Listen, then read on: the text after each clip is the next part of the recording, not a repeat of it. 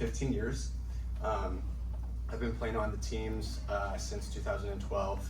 So I did BSSM, which is Bethel's ministry school, and after doing 2 years of school, I decided I wanted to start learning how to use Ableton. I was just using a Roland piano with a bunch of built-in sounds, and wanted to learn how to do tracks and do all that. So I had some friends here that were already using Ableton and everything, and they were able to walk me through all of that. So it's been a journey for sure, but it's a really fun program for doing a lot of different things. This is from a keys perspective. Joe Volk also has a class, I think he taught it maybe yesterday, talking on Ableton for drums. So there's a lot of different uses for Ableton, but today I want to talk from a keys perspective, how you can use Ableton for doing a keys setup at church or just in your own home production. So we're gonna cover just some of the basics of the interface, and then how to add your own sounds. And we're not gonna have time to talk a lot about tracks today, but I might briefly touch on that for a minute or two. So as just an overview of what Ableton is and what it does, it's called a DAW, or a digital audio workface, and it's used for production, for looping, for a bunch of different things. It was created, I don't know when it was created, but it was as kind of like a response to how Logic and Pro Tools didn't have a looping function built into it for live piano, or sorry, live performance. And that's kind of the slant that Ableton takes, is being able to loop things and create that kind of live looping on the fly, and not just have everything be straight tracks that just play from start to finish. So it's obviously changed over the years and adopted other features from Pro Tools and Logic and everything, but it's a digital audio workstation for looping. Okay, so let's go. I'm going to talk about kind of the basics of what a keys player, what their role is in kind of like a modern worship setting. So there's 4 things that I kind of narrowed it down to, that as a keys player on a worship team, this is what you're responsible for. And those are transitions, texture, tone, and tracks. So transitions would just be the ability to move from one song to the next and have it be fluid and connected. And so usually if you're going from a song in one key to another, making sure that feels not like a separate thing, but almost like one musical piece. So that's usually the keys player's job to do transitions. Sometimes the guitar player can do that, but that's usually the responsibility of the keys player.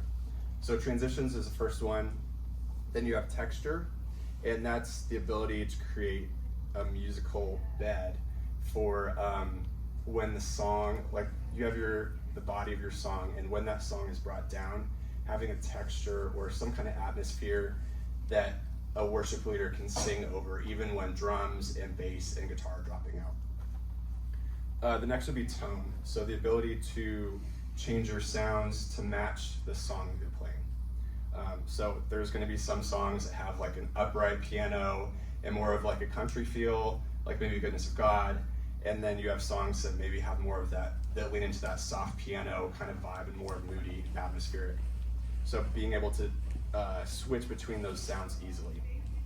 And then the last one is tracks, the ability to run tracks. And that's not always the keys player's responsibility. Sometimes it could be anybody. It could be drummers or bass players, guitar player. But often, because keys players are already using their computer for sounds, they'll also be responsible for doing tracks. Okay, so now I just want to talk through a couple kind of like physical hardware things that are kind of required for doing Ableton in a live setting. So the first ones of those would be a audio interface. So with an audio interface, you're able to output multiple channels of audio. The reason why that is important is if you're doing any kind of tracks, you're going to need 2 channels for your pianos and pads, and then at least one other channel to run click. That way everyone in the band is able to keep in time with what's happening with the tracks. If you don't have that the ability to output more than 2 channels, then you're probably not gonna be able to do tracks, because you need to be able to have just the band hearing that click so that you can do that. Obviously you can have as many outputs as you want. With here at Bethel we do I think it's 10 channels, so it'll be a stereo pair of keys, synth, tracks, perk, and then a click and a cue, and sometimes we add a few other things. But anyway, an audio interface is going to be something that's essential for doing live Ableton audio stuff. And it's also going to have a higher quality audio than doing your headphone jack, so it's going to immediately make everything sound a little bit better. The next thing you're going to want are some MIDI controllers. There's a bunch of different kinds. This is kind of like a looping, running tracks kind of MIDI controller. So it looks like this, and I use it for a bunch of different things. When you plug it in, it'll automatically assign to certain things, but you can override that and have it do kind of whatever you want it to do. So I have this for delays and then launching the starts of tracks. So there's this kind, this is called the launch pad. And then there's a few other kinds, there's a bunch of different kinds, but the Launch T25 is just a small controller that has some drum pads on it that you can use to assign. And then the Nano Control is what I use a lot, and it looks like this. And I use it for changing piano sounds or adding reverb, delay, and opening and closing filters and all that kind of stuff.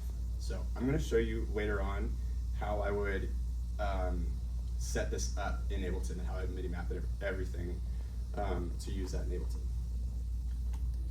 And then this is just a quick overview of the cost breakdown for everything for all the different kinds of Ableton packages. Standard is probably the one that I would recommend getting. You don't necessarily need Suite. That one will offer a few more instruments and built-in sounds, but for most of the features that you need for running tracks and piano, you can just do Live 12 standard. You can also start with intro, and then you can always upgrade to the next one, and you're not paying any extra, you're just paying the difference from the intro to standard. So I always, if you're just trying to get into it, you can always just, start with the cheapest one. I think they have trials that you can do, so you don't even have to start by paying $100. You could just do 90 days. It's like a 30-day trial. 90 days. Like that. 90 days. 90. All right. So anyway, that's kind of an overview of kind of a few things that you'll need to get started with Ableton. Okay, so let's go. Let me just open up Ableton real quick. Let's see. There we go. So when you open it up, this is what it's going to look like. Let's just go over just kind of like a quick overview of what we've got here. So we've got our tempo up here. How many of you guys, is this your first time seeing Ableton? Just show of hands. Okay, awesome. So you've got your click up here, this is your tempo. If I turn this on, let me make sure that I have this set right. So if sometimes I go super fast and I don't realize what I'm doing here. Okay, so let's see.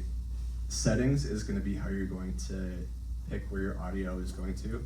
So right now it's going through my MacBook Pro speakers, and I just wanted to go through the headphone jack so we can hear what's going on in here.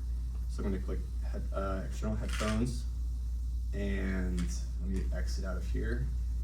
So now I just want to click this click sound so we can hear that. Let's see. Oh, we got music playing still. All right, so there's my click, and you can speed it up or slow it down just by dragging up or down, or I can type in here what I want my tempo to be. So let's see, 180. And then you can change your time signature. So if I want, like, let's do 6/8, and I'm gonna change this to 72. So you can hear there's that accent as well when it hits the top of every bar. So that's a nice way to keep the band locked in together. So that's your tempo. You can also tap in your tempo. So if you're, let's say we do a song at 72, and I take the click out, but then the leader wants to go into something else and is still playing, I can tap in to what the leader's doing, and then when I'm ready, I can just turn the click back on and then click play at like the top of the measure. You can also do like these little nudge things here. So if I'm playing and maybe the leader's speeding up a little bit, it'll gradually speed up to kind of match what they're doing and then slow it back down to the actual tempo. So that can be a good way when you're tapping it in and maybe the band is kind of like lagging behind a little bit. You can slow it down or speed it up to match them, and then it locks it back in. Let's see, we've got our play, stop, record functions over here. This will also show where we're at in the time of our song. So when I click play, it starts at 1. And can you guys all see that? Yeah. Okay. Yeah. Just want to make sure that's big enough. It'll repeat once it gets to the end of that phrase. So this is at 6/8. So as soon as it gets to 6, it goes back to 1, and that shows how many bars or measures it's played. Can I ask one question, please? Yeah. Is there a back button so we can start playing from the beginning, like in Pro Tools? You can press, if you press stop, it'll go immediately to the beginning of it. Oh, Yeah. okay. And then this is your record button here. And then these are a bunch of automation controls. We're not really going to get into that. This can be kind of handy if you're just doing stuff in Ableton on the fly without a keyboard. It'll let you use your actual computer keyboard to play notes on any of your MIDI instruments. We're going to talk about this later. This is going to be, the MIDI mapping is going to be for using those MIDI controllers to control stuff in Ableton. So I'm gonna touch on this later on. But over here we've got our MIDI tracks, and there's also audio tracks over here. So the difference between both of these is these are going to be for your virtual instruments. So when I say virtual instruments, I mean your piano libraries, your different pad libraries, or any sounds that are on your computer that you're using. And then audio is going to be actual recorded audio, and that could be stuff from multi-tracks, different background vocal stems, or it can also be maybe a synth or a guitar that you're actually plugging into Ableton, and it's taking audio from an actual physical source. So we're going to use, we're not going to really use these audio tracks today, and we're going to focus on these MIDI tracks. Okay, so then you've got your inputs and outputs down here. So when I'm outputting multiple channels for a live setting, what I'm going to do is I'm going to click, where is it? That's your MIDI outputs. We're going to do, oh sorry, it's over here. External out, and then you pick what channel you're sending this to. So right now it's just going through 1 and 2 because I don't have an audio interface. But when you're sending out, let's say you want your click to go to 3, you'd go over here to external out, and that's where you would change your outputs. Okay, over here is your click volume. So let me click play again, and then I can adjust the volume for that over there.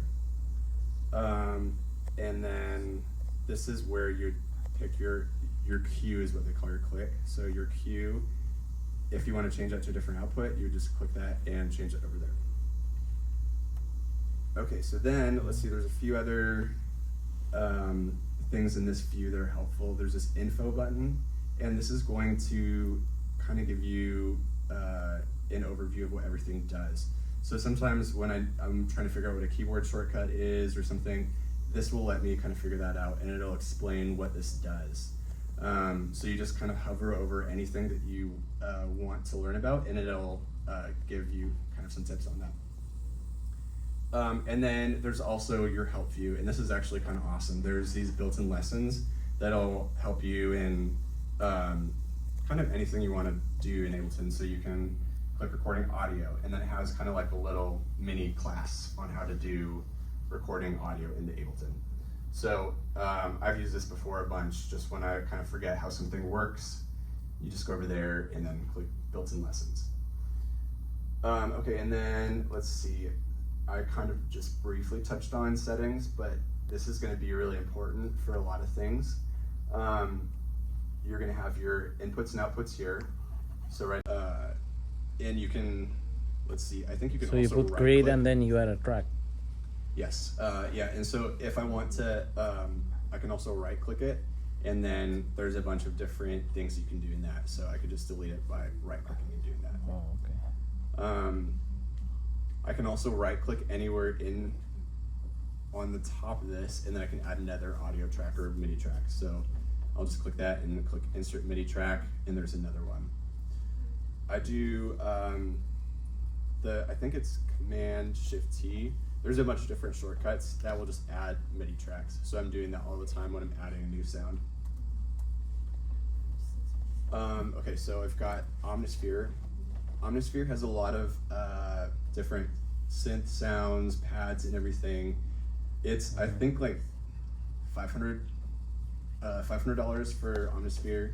So it's an investment, but it's kind of insane what it can do, and they're constantly adding new sounds to it. So it's definitely a good synth to get if you're wanting to get something. I'm gonna get. So with Omnisphere, it can sound like anything. Yeah, it's got a lot of different sounds on it. Yeah, it's pretty crazy. Let's just do String Machine. And let's see. Okay, so it's nothing fancy, but it's just like a really bright sounding pad that doesn't have a long decay. So it's something like that is kind of nice for when I'm playing piano part that's moving a lot. It doesn't really get in the way.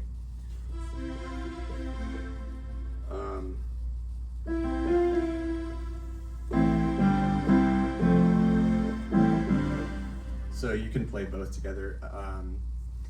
I'll sometimes do the two controller things, but I'm not always doing that. So it's nice to have a pad that sounds like it's not muddying up the piano or anything like that.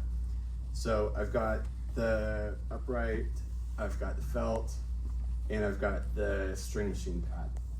So this is kind of just like a bare bones setup, but right now I could use this to play at church and definitely get away with that. There's a few things that I'd want to do though to maybe make it a little bit more flexible. So I've got that pad, but it's only set at all the way bright right now. And I want to be able to control maybe the brightness of it and maybe darken it up if I want to for like a down moment or something. So to do that, I'm going to go to my audio effects, and I'm going to add a filter that will allow me to open or close how bright it is. So to add something, you have to drop it after your instrument. So here's Omnisphere, and I just drop it anywhere on this right. And it'll show you here in case you forget where those go, but audio effects go to the right of the instrument. So I'm just dragging and dropping that in. So here's your filter, and it's a low pass filter. So when I sweep this frequency, it's going to make the synth sound darker the lower it is over here. So let me just solo out the pad.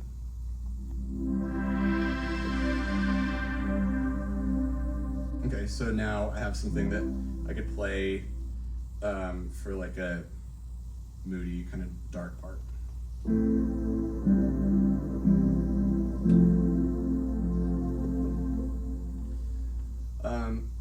So this is going to be something that I'm going to want to be able to control live. And I don't want to come over to my computer while I'm playing and, you know, like let's say this is closed. I don't want to, while I'm playing, have to open that up and then use my trackpad to open and close this.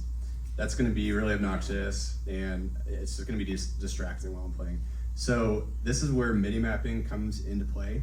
And I talked about that earlier, but we didn't really go over that. So MIDI mapping is this button here. And what that's going to do is that's going to allow you to use an external controller to control anything that's highlighted in blue in Ableton. So this is what we want to control, this frequency, and that's what opens and closes that filter. So I'm going to plug in my nano control.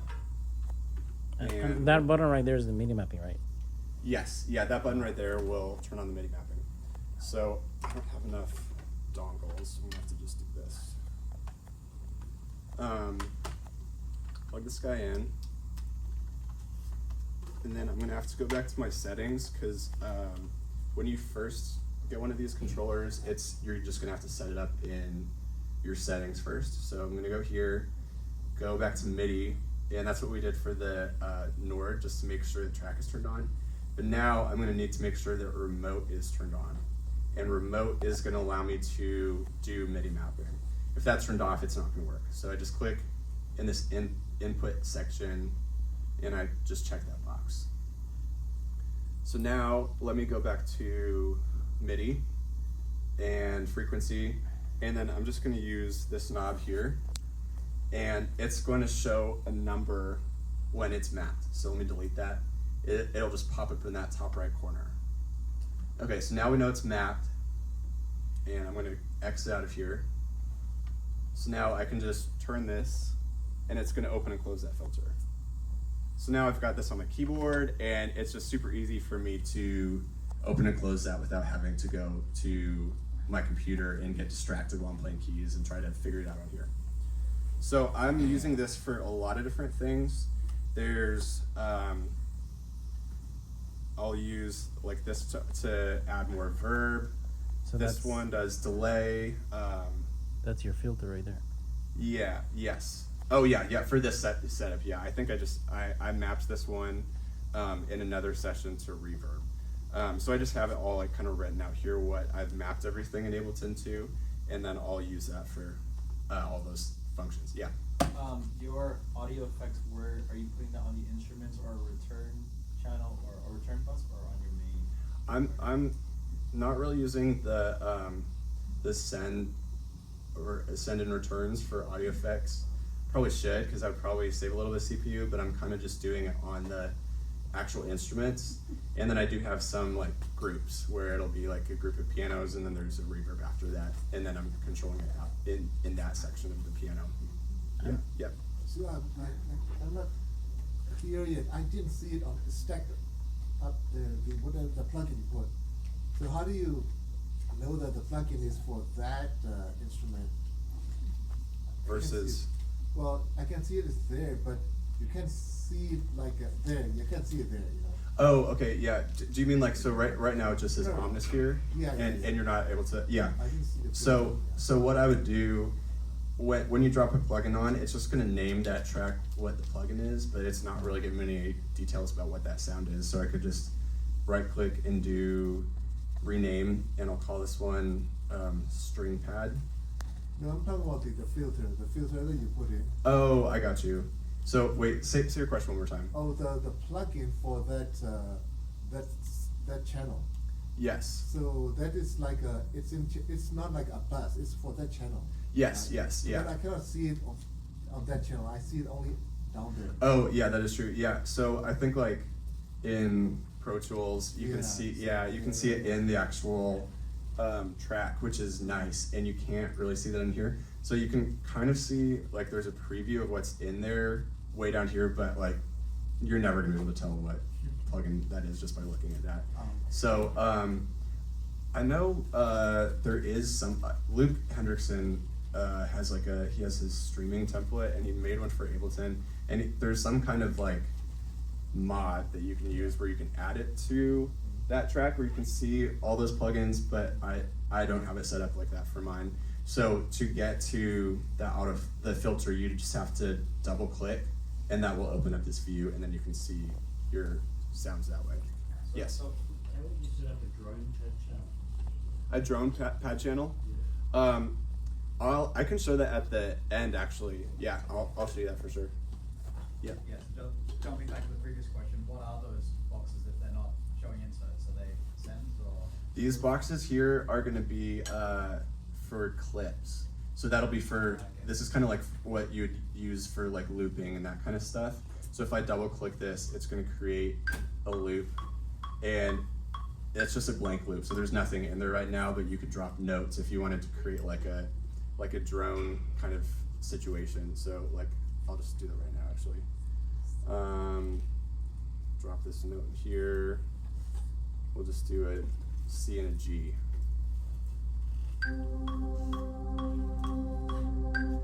So you just got like a drone pad by doing that. And then if you click one of the other things, it'll start recording a new loop. Yeah.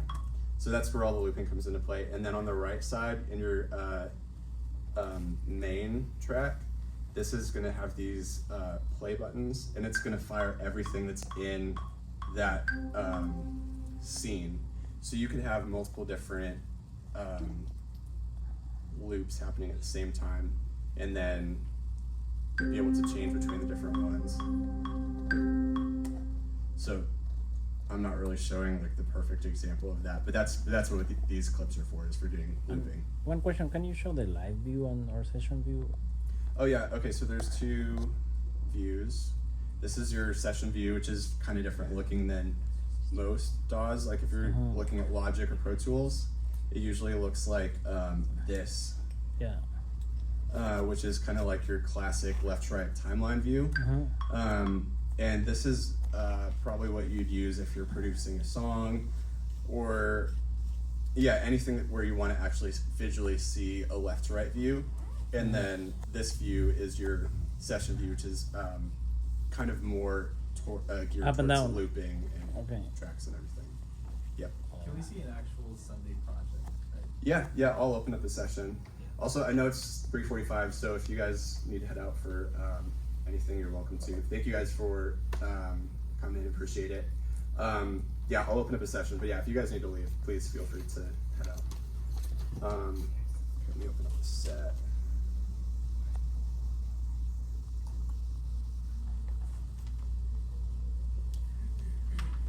Yeah, I'm gonna open up just a session that I'm using tonight, and it's gonna take a while because I got a lot of plugins on there.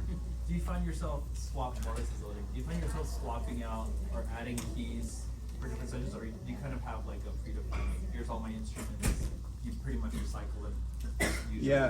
Yeah, usually I'll keep like the same piano sounds, and maybe if there's a song where I'm like, that's a really specific tone, I'll swap that one out. But I kind of have I have like 10 different pianos that I'll have as options for a set, and then I can kind of just pick and choose which ones I'm going to use for which song. Okay, so this is my session. I've got groups for all my different sounds. So here's the piano group.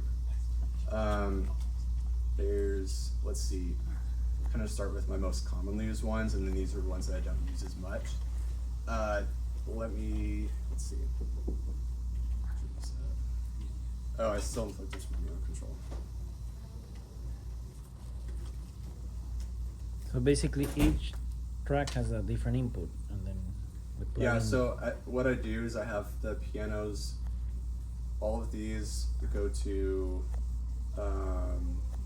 1 and 2, and then all of these over here I'm sending to this pads bus, and then that all goes to 3 and 4. But I don't have any effects on that. It's just kind of, I'm just using that as like a router. So okay, let's see, pianos. There's just like a kind of, I don't know, just random compressed piano. In that I've got a set of macros. So here's like a reverb.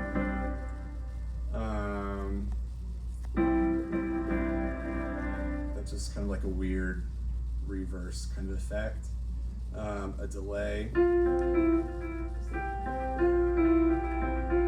Yes. How do you use the clips as triggers for changing presets? And I just want to make sure that this track button is on. It should be default turned on, but track is going to allow me to input MIDI from the Nord. So just to confirm that, over here, you'll see this that yellow light, and that's showing that I'm getting MIDI signal from something. So I'm hitting the Nord, and so we're obviously getting MIDI, so that's good, and that's ready to go. Last thing you want to do in here is your plugins. You want to just make sure this is turned on. When you open up Ableton, I think these will usually be default off.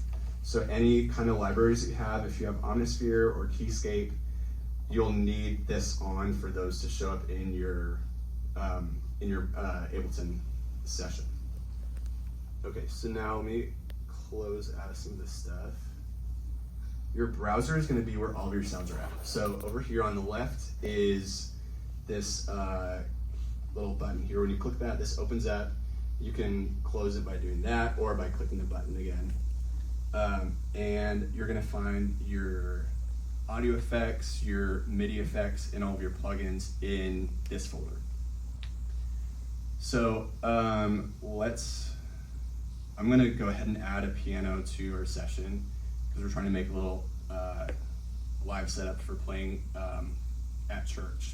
So I'm going to go to Sounds, and then we're going to go to Piano and Keys and Piano. And if you get standard, there's this upright piano, and this is a really nice sounding piano that I don't think Intro has. So you'd have to upgrade to standard if you wanted this one. But it's made by Spitfire Audio, which is a really good kind of like boutique instrument library. And I've dropped that in, and it's not going to play right away. What I'm gonna have to do is click this arm button here. So that's gonna allow me to send MIDI to this instrument. So now I can use this Nord, and this isn't a built-in sound on the Nord, this is just the instrument in Ableton that I'm hearing right now. In this instrument, you've got your macros, and these are letting you adjust different things. So I could adjust the reverb if I wanted to.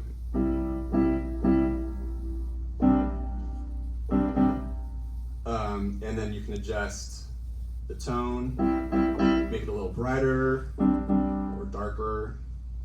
You can also, attack would be like how punchy it is, so I could turn this up a little bit, make it more like a pad-like kind of sound.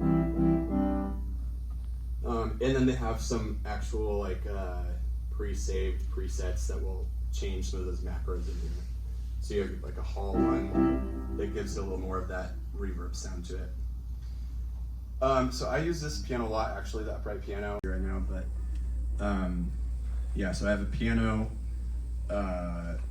instrument rack, doublers, which are kind of like other piano sounds that I'll layer on top.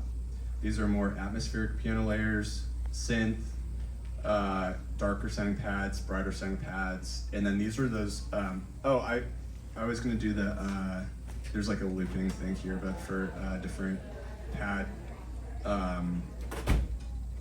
layers that you can bring in that are just kind of like droning pads. Here, let me turn that on. So that's just like a droning pad that will just play incessantly throughout the song. And is this a stock Ableton or Omnisphere? That's just actually like an audio file that I created. So I think I found some of these kind of textury sounds in Omnisphere and then just added a bunch of verb and everything and then recorded it as audio. It just that way it's not using any CPU or anything like that. Yeah. Yeah. This question makes sense. Maybe we'll shut up reference. How's the relationship with the sound guys when you're doing a lot of the stuff kind of on your side that they would also be doing on their side? Like how do you negotiate that? Like how much you're playing versus. You're adding reverb and they're, are they adding reverb or are they never touching reverb? Oh, I see what you're saying. Yeah. Yeah, that's a good question. I think they usually like the gain level to be not drastic. So I'm not really messing with volume very much, but there isn't a lot of conversation about reverb or like they want less reverb or anything like that. It's usually maybe just like an EQ kind of situation of maybe make this a little bit brighter or darker so that it fits in with everything else. But yeah, I'll usually add a bunch of reverb and that hasn't been like a conversation really with with the sound guys here. I assume you are getting sound back in your ears after they've done their processing, so you notice if they didn't even trust it. Yeah, for sure. Yeah. All right, I think I do have to wrap up, guys, but thank you again for coming.